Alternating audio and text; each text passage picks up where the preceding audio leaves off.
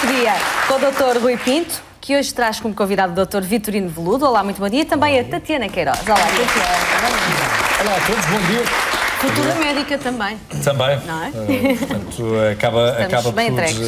acaba por ser também uma experiência de vida aquela que ajuda depois a perceber melhor determinadas cadeiras do curso.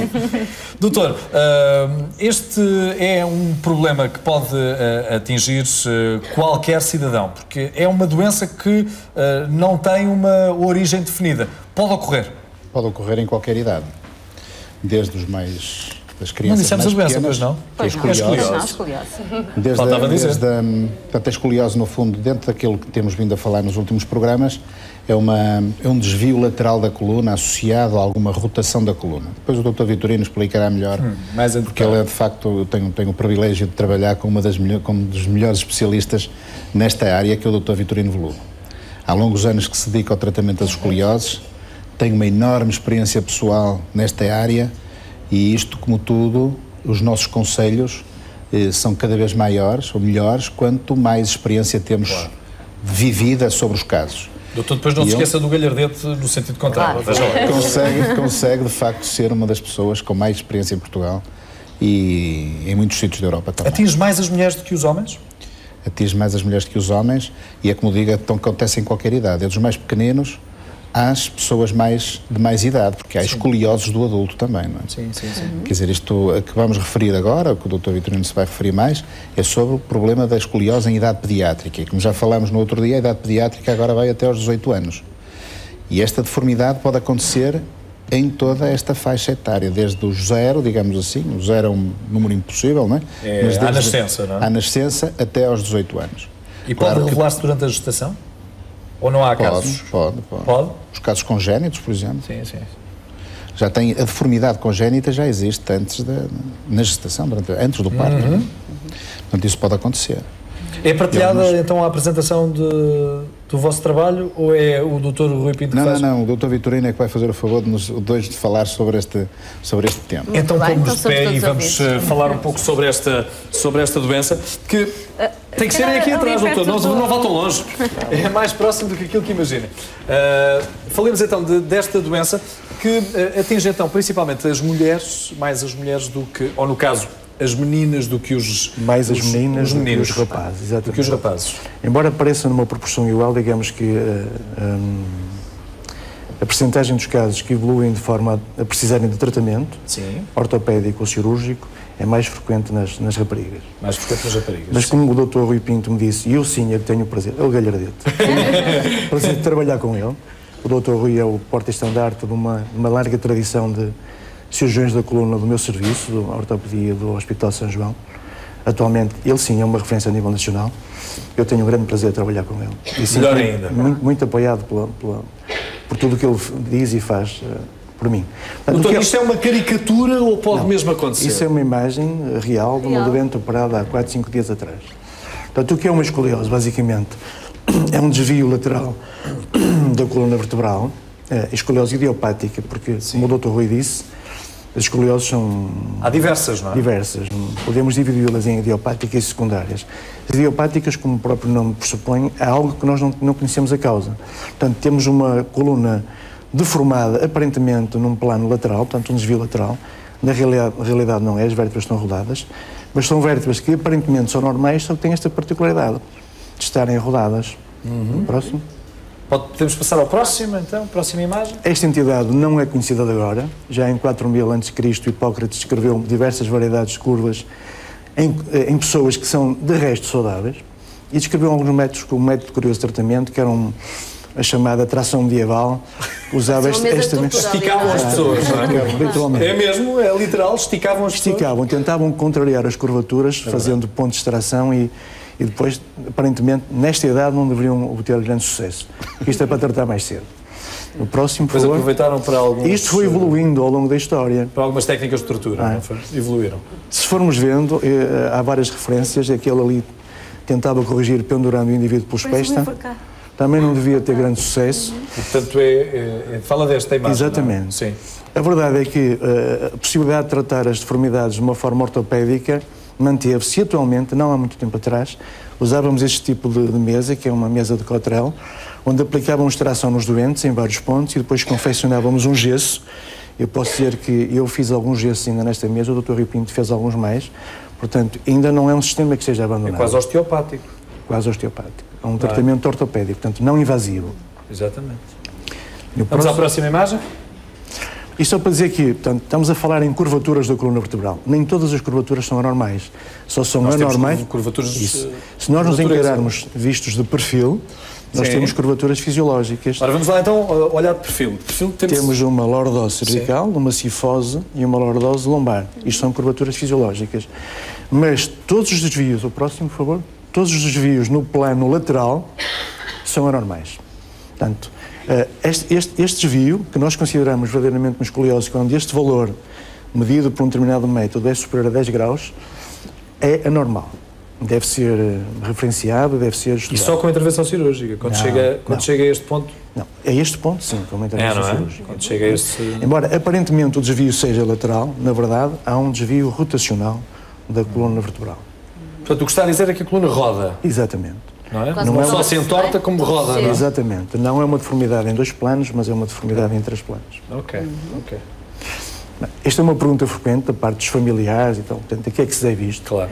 Desta entidade que estamos a falar, que é mais frequente, constitui o grosso da nossa clínica, nós não sabemos a causa. Por isso é que é idiopática, desconhecemos a causa. Há várias teorias, genética, deficiência dos tecidos. 70% é idiopática. 70% a 80% é idiopática. Anomalias de crescimento, alterações do sistema nervoso central, mas na realidade não sabemos a causa. É uma grande ainda fonte de investigação, mas não conhecemos a causa. Isto é importante, 2 a 3% dos adolescentes.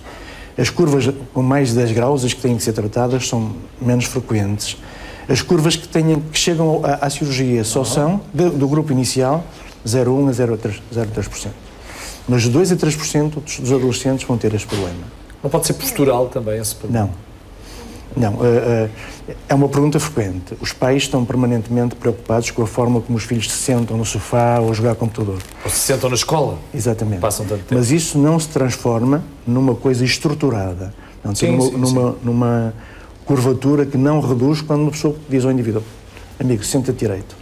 O exercício físico mal feito pode condicionar também o aparecimento? Também não? Também não. Nem as mochilas, que é uma Nem as mochilas. Nem as mochilas. Também tinha pensado nisso. Darão outros problemas. Que não seguramente dor e tal, mas uma deformidade estruturada. Como é que se consegue notar o início do processo? Vamos continuar?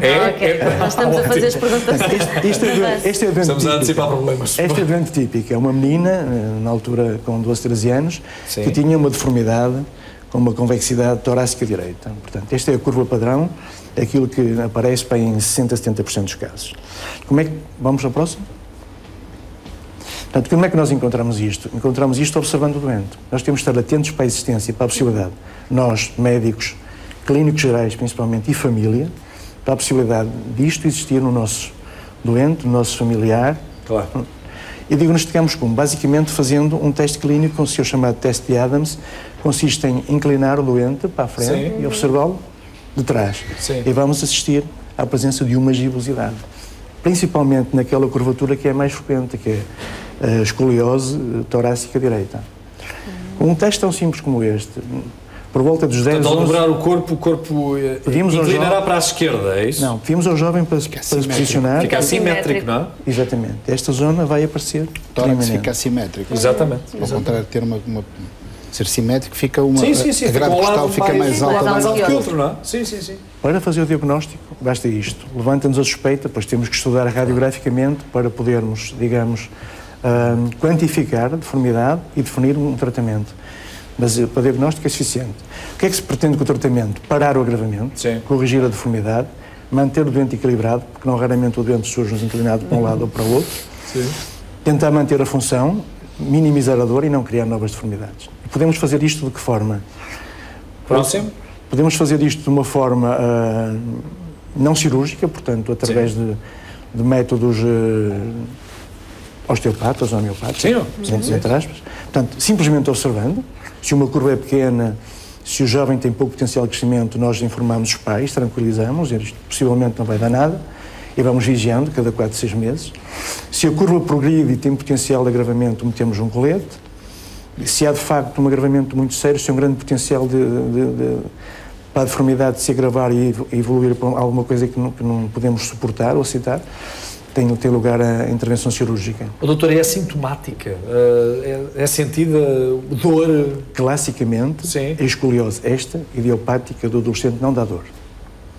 Mais difícil então de detectar. Mais difícil. Mais difícil. O próprio então não vai detectar provavelmente, porque não estará a olhar para o espelho constantemente quer dizer, só, mais difícil só de observar. A família que estamos a falar de um miúdo, ou de uma jovem, de uma rapariguinha, que numa fase importante do seu desenvolvimento, na adolescência, que se começa a recatar dos pais por alteração das características sexuais secundárias, e isto passa desapercebido. Passa ao médico, passa ao pai, passa a toda a gente. Meia vida. O próximo. Próxima imagem. Isto é um tipo de tratamento que nós usamos ainda. Temos uma deformidade, colocamos uma ortótese, isto é uma contenção externa, vai contrariar as curvas e vai nos permitir, digamos, manter a curva dentro de determinados valores. Curvas até 40 graus, numa coluna equilibrada, portanto, enquanto não está caído nem para um lado nem para o outro, nós aceitamos como para não operar. Vamos ao próximo.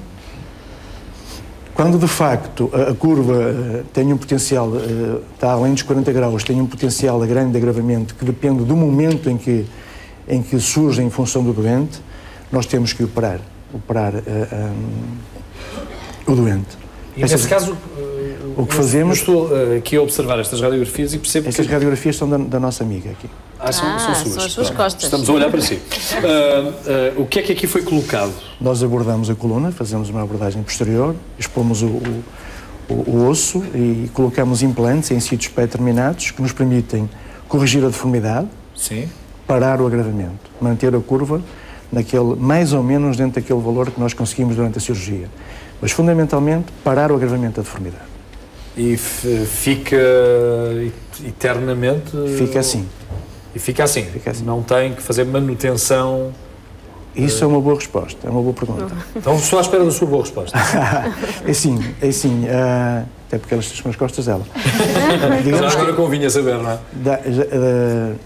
A zona intervencionada fica permanentemente estabilizada. Agora, é possível que as zonas abaixo e as zonas acima sofram algum tipo de desgaste, porque há uma diferença de resistência, digamos assim, entre a zona que está operada, que tem implantes metálicos, e a zona que não está operada e que tem uma mobilidade normal.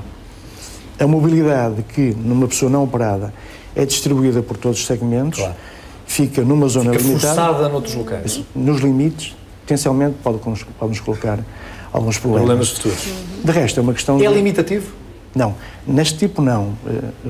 Porque esta zona já tem pouca mobilidade, de forma que os doentes não notam grande diferença. Se nós intervirmos numa zona mais baixa da coluna, sim, onde há maior mobilidade, a pessoa pode sentir alguma limitação em termos de flexibilidade. Sim. Tem mais para mostrar? Tinha basicamente algumas mensagens a passar. Portanto, o que é que temos de fazer? Pensar na possibilidade do nosso doente, do nosso familiar, um filho, um neto, ter uma escoliose. Isto é importante, porque se não pensarmos nisto, não vamos determinar. Claro. E muitas vezes... o próximo, por favor. Último quadro. Portanto, devemos estar atentos. Devemos fazer uma coisa tão simples quanto isto. Olhar para as costas dos miúdos. Quando? Entre os 10 e os 13 anos. Pô-los de costas e incliná-los. Porque muitas vezes o diagnóstico é feito pelo familiar. É o irmão, é a mãe, é o avô que vai identificar o problema e vai chamar a atenção.